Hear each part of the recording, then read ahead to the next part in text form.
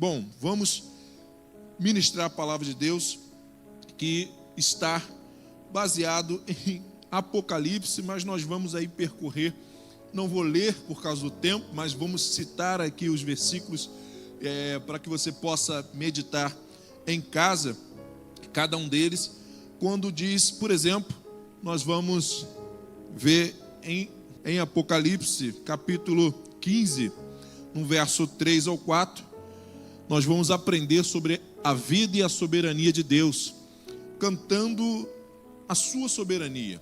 Vamos adorar ao Senhor, porque, como nós cantamos aqui com Regiane, esse é o cântico que nós, Apocalipse 15, 3 ao 4, é exatamente o louvor que cantamos, né? Com algumas poucas variações. Diz assim: e cantavam o cântico de Moisés, servo de Deus, e o cântico do Cordeiro. Grandes e maravilhosas são as tuas obras, Senhor Deus Todo-Poderoso. Justo e verdadeiro são os teus caminhos, ó Rei das nações. Quem não te temerá, ó Senhor? Quem não glorificará o seu nome? Pois somente tu és santo. Todas as nações virão à tua presença, te adorarão, pois os seus atos de justiça se tornaram manifestos.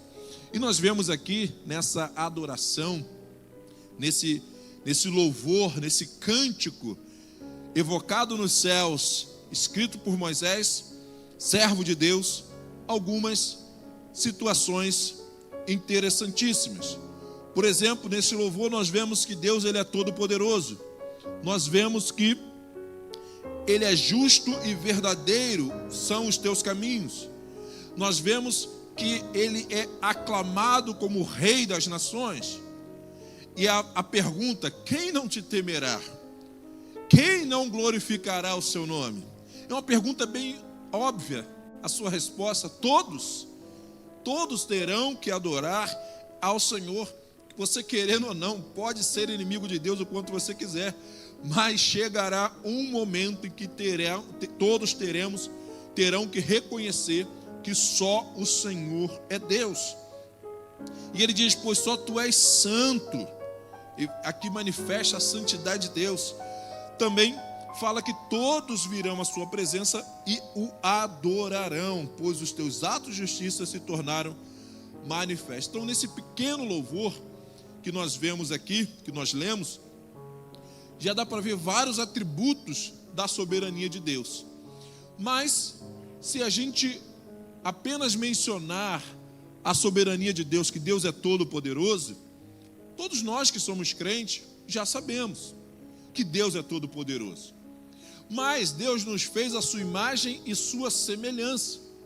Isso significa que não é só que Deus é todo-poderoso, mas se nós somos parte da sua família, significa dizer também que quem é de Deus, quem serve a Deus, também tem poder. Não que nós somos poderosos, mas Ele nos deu o dínamos, o Espírito Santo, um poder irresistível, que as portas do inferno não podem prevalecer contra a igreja do Senhor.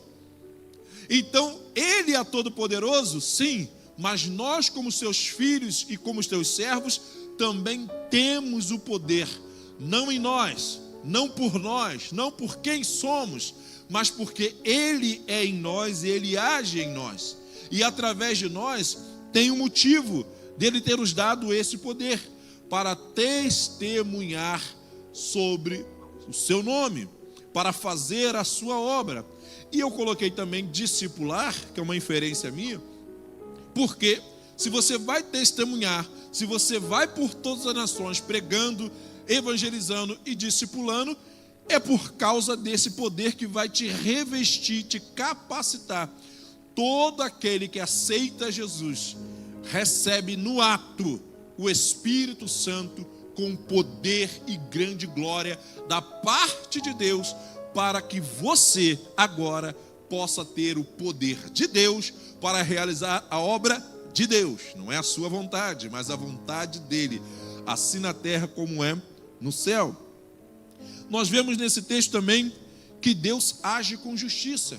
Os caminhos dele são retos. E eu trouxe aqui também um texto de Zacarias para você depois meditar em casa, onde Deus dá uma ordem para que nós também façamos exatamente como Ele faz.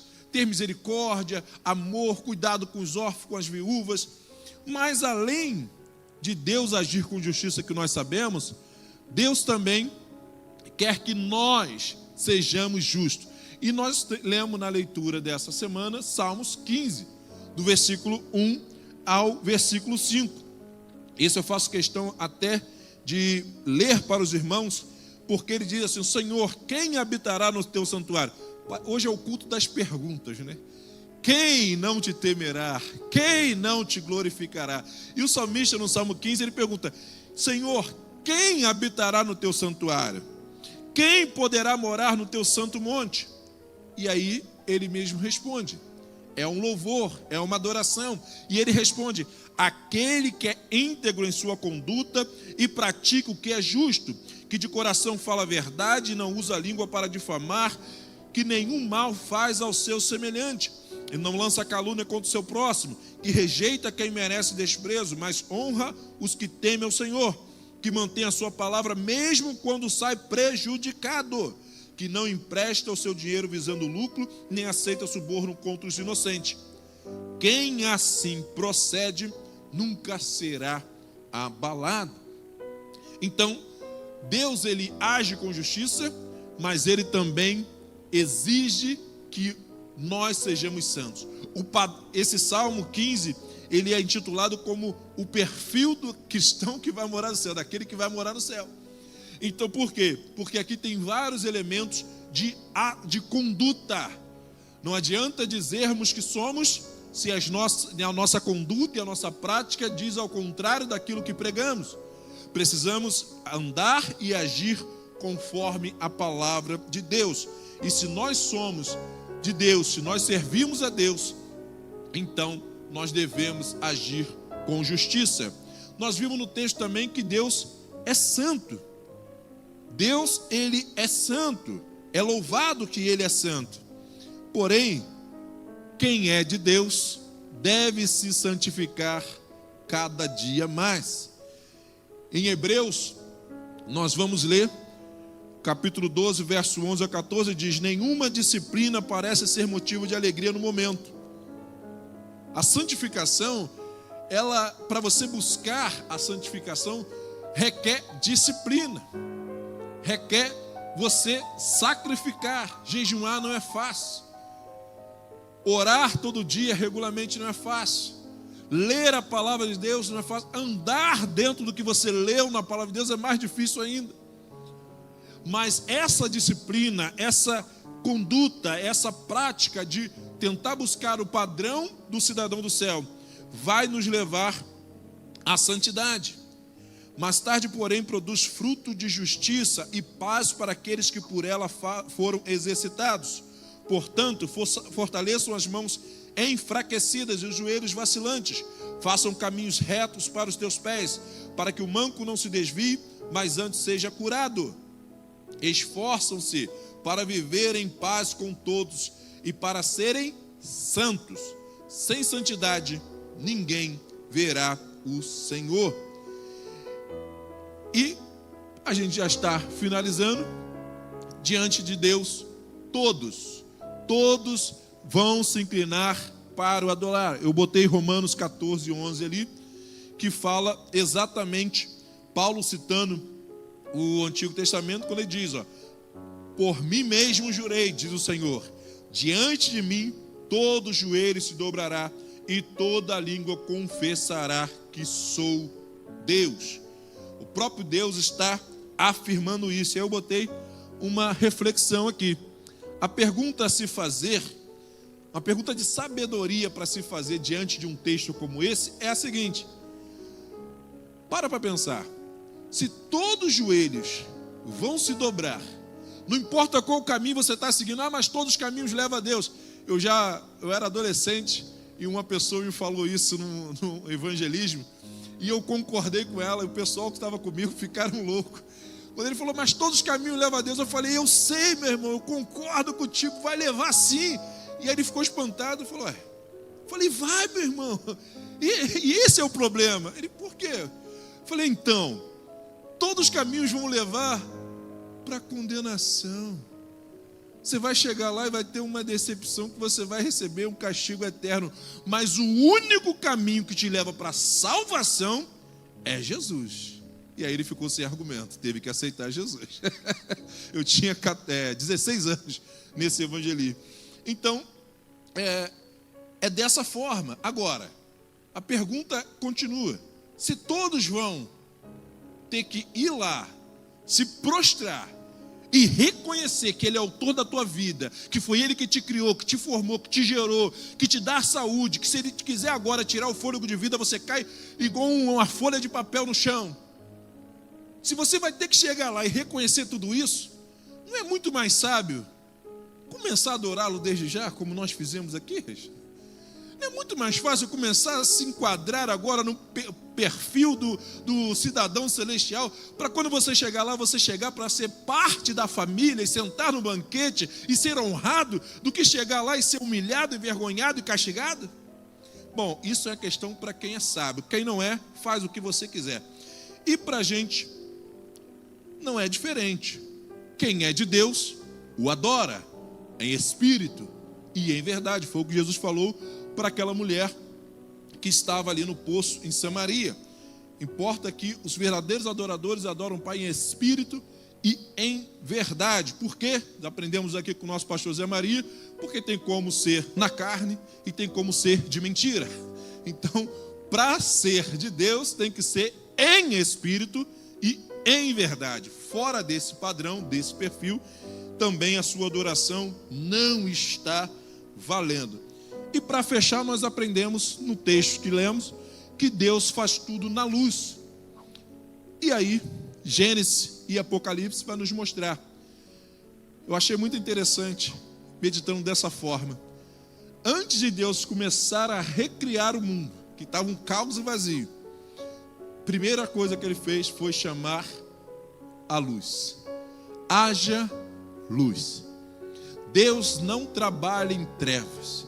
Se a tua vida está um caos, um caco, está em trevas, está uma tribulação só, quando você entregá-la na mão dele, a primeira coisa que ele vai fazer é lançar luz na sua vida. É por isso que eu acho que muitas pessoas correm, Rogério. Porque quando Deus lança a luz, a gente começa a ver toda a sujeira, todo aquele entulho, todo o problema, e aí às vezes dá aquele medo, aquele impacto, vai ser complicado. Não, meu irmão, agora está na mão dele, é ele que vai fazer, agora vai ficar mais fácil, porque o Deus Todo-Poderoso, o Deus da justiça, o Deus da paz, o Deus do amor, o Deus que merece ser adorado, está entrando na tua casa, na tua vida, para organizar, colocar tudo em ordem. Então, agora que a coisa vai ficar maravilhosa, agora que a coisa vai ficar gostosa. Mas também, quem é de Deus, as suas obras também são feitas na luz. E esse texto, para finalizar, eu vou ler. É Jesus que está terminando o diálogo com Nicodemos, João capítulo 3, versos 18 ao 21. Jesus diz assim, quem nele crer não é condenado, mas quem não crê já está condenado por não crer no nome do Filho unigênito de Deus. Este é o julgamento. A luz veio ao mundo, mas os homens amaram as trevas e não a luz, porque as suas obras eram más. Quem pratica o mal odeia a luz e não se aproxima da luz, temendo que as suas obras sejam manifestas. Mas quem pratica a verdade vem para a luz, para que se veja claramente que as suas obras são realizadas por intermédio de Deus. Lembra que falamos do dínamos, do Espírito Santo? Não somos nós, o poder não é nosso. A obra é dele, o poder é dele, a realização é dele. Sabe qual é a nossa participação? É só aceitar. Eis-me aqui, envia-me a mim. O que Isaías falou é só isso. O restante é com ele, é tudo dele, é para ele, por ele são feitas todas as coisas e nós somos apenas um grãozinho participando desse processo e ele ainda nos honra. Que maravilha! Mas nós precisamos entender que se algo que estamos fazendo, estamos com medo de dar luz, visibilidade, e que alguém saiba, é porque o Espírito Santo quer tratar nesse processo aí, nesse ponto. Mas se o que nós estamos fazendo é de Deus, é feito por Ele, por intermédio dEle, então lance luz, faça a obra de Deus, porque vamos glorificar assim o próprio Deus. Amém? Essa é a reflexão desse momento.